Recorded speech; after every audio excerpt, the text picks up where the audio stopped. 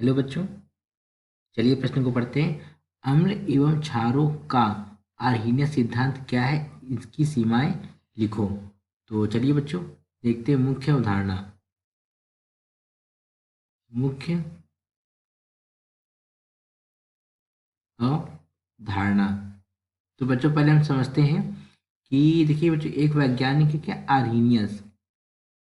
Arrhenius इन्होंने क्या किया, इन्होंने अम्ल व क्षार की परिभाषा दी है। तो अपने तो हम क्या क्या लिखेंगे, आर्हीनियस के अनुसार अम्ल क्या होंगे। अम्ल क्या होंगे? ऐसे पदार्थ, ऐसे पदार्थ जो जलीय विलयन में, जो जलीय विलयन में क्या दें, H प्लस आयन। तो जलीय विलयन में H प्लस आयन मुक्त करते हैं।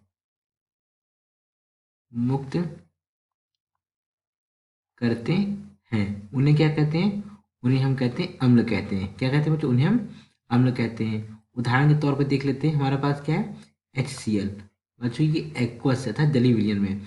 तो ये जलीय विलयन में हमें क्या देगा, ये जलीय विलयन में हमें देगा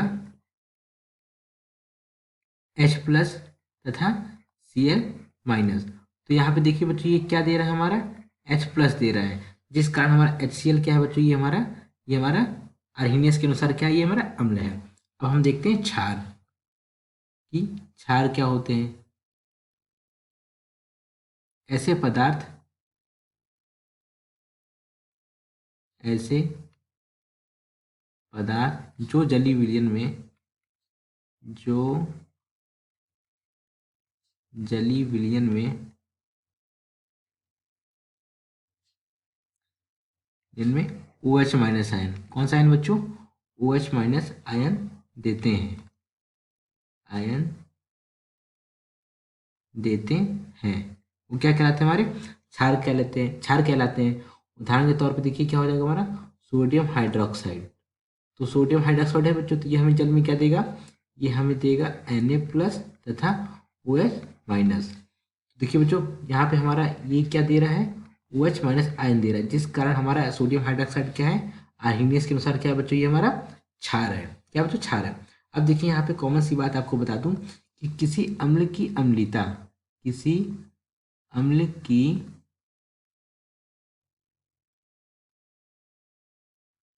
अम्लता किस पर निर्भर करेगी, निर्भर करेगी H प्लस के संख्याओं पर, H प्लस आयन की संख्याओं पर तथा अम्ल की प्रवृत्ति पर। H प्लस आयन की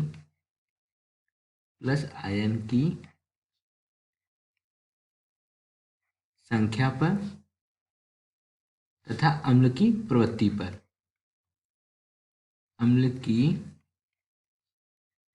प्रवृत्ति पर, प्रवृत्ति पर। और किसी क्षार की क्षारीयता किस पर निर्भर करेगी, वो भी देख लेते हैं।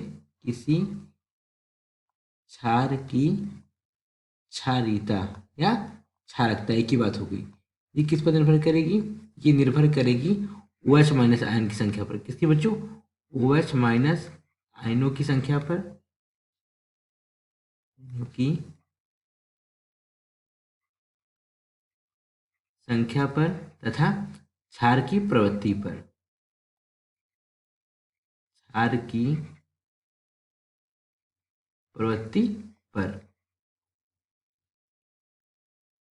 तो ये क्या हो गया बच्चों, ये तो हमारे हो गए आर्हीनियस के अनुसार अम्ल और क्षार की परिभाषा, कि आर्हीनियस के अनुसार अम्ल और क्षार क्या थे। अब कह रहा है कि इनकी सीमाएं लिखो। सीमाएं मतलब ये हुआ बच्चों कि आर्हीनियस की जो परिभाषा जो इन्होंने दी अम्ल और क्षार की, ये एक हद तक आके रुक गई, मतलब कि इनको वैज्ञानिकों ने गलत कर दिया कि आप जो परिभाषा बता रहे हैं ये सब जगह इम्प्लीमेंट नहीं हो रहा है।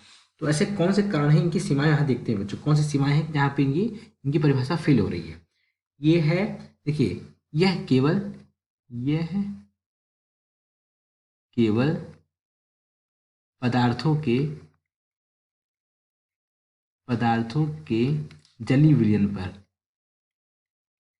जलीय विलयन पर ही लागू होता है। क्या होता है बच्चों? जलीय विलयन पर ही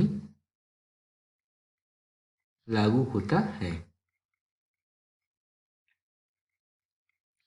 दूसरा कारण है हमारा, दूसरा कारण क्या है बच्चों?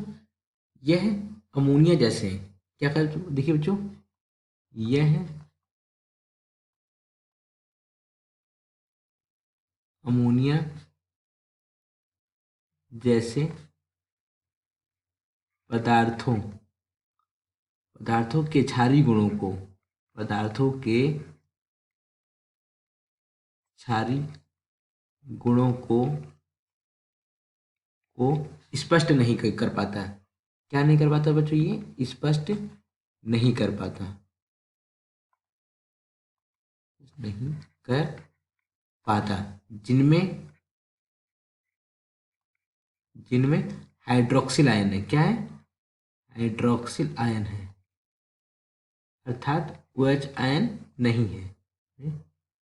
हाइड्रोक्सिल आयन नहीं है, नहीं है। देखिए बच्चों होगा क्या यहाँ पे कि देखिए हमारे पास क्या है, NH3 है यानी कि अमोनिया है, या क्या है बच्चों, PH3 फॉस्फीन है, फॉस्जीन है। अब देखिए होगा क्या, ये बच्चों अगर आपने जैसे कि रासायनिक बंधन पढ़ा हो, रासायनिक बंधन चैप्टर में, तो उसमें बच्चों ये क्या होते हैं, हमारे लुईस क्षार होते हैं।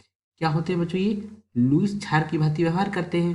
अब देखिए बच्चों इसमें क्या है, हमारा OH माइनस आयन नहीं है ना, इसमें OH माइनस हमारा उपलब्ध नहीं है, फिर भी बच्चों ये क्या है हमारा, ये हमारा क्षार है। ऐसा क्यों है, क्या कारण है? ये आर्हीनियस के सिद्धांत बच्चों ये नहीं एक्सप्लेन कर पाए, आर्हीनियस जो साइंटिस्ट है, वैज्ञानिक थे, ये एक्सप्लेन नहीं कर पाए कि जिनमें OH माइनस आयन नहीं है फिर भी वो हमारे क्षार क्यों है। ठीक इसी तरीके से बच्चों अगर हम देखें BF3 यानी बोरॉन ट्राइफ्लोराइड और एल्यूमिनियम ट्राइक्लोराइड, ये बच्चों कैसे व्यवहार करते हैं? ये हमारे लुईस अम्ल की तरह व्यवहार करते हैं, लुईस अम्ल की भांति व्यवहार करते हैं। इसमें बच्चों H+ तो है नहीं, फिर ये लुईस अम्ल की भांति व्यवहार क्यों कर रहे हैं, क्या कारण है? तो बच्चों ये भी क्या हो गया, हमारे जो वैज्ञानिक थे क्या आर्हीनियस, ये एक्सप्लेन नहीं कर पाए। और तीसरा कारण देखते हैं, तीसरा क्या कारण है कि सीमाओं में तीसरी सीमा क्या है, कुछ पदार्थ, कुछ पदार्थ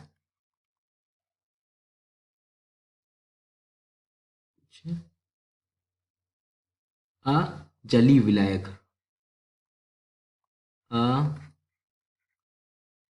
अजलीय विलायक, अजलीय विलायक में भी, अजलीय विलायक में भी अम्ल क्षार की भांति व्यवहार करते हैं, अम्ल क्षार की भांति व्यवहार करते हैं। ऐसा क्या कारण है कि बच्चों जो कुछ पदार्थ जो अजलीय विलायक होते हैं वो अम्ल क्षार की भांति व्यवहार करते हैं? आर्हीनियस बच्चों ये भी एक्सप्लेन नहीं कर पाए, जिस कारण क्या होता है बच्चों, इनकी जो थ्योरी है वो फेल हो जाती है।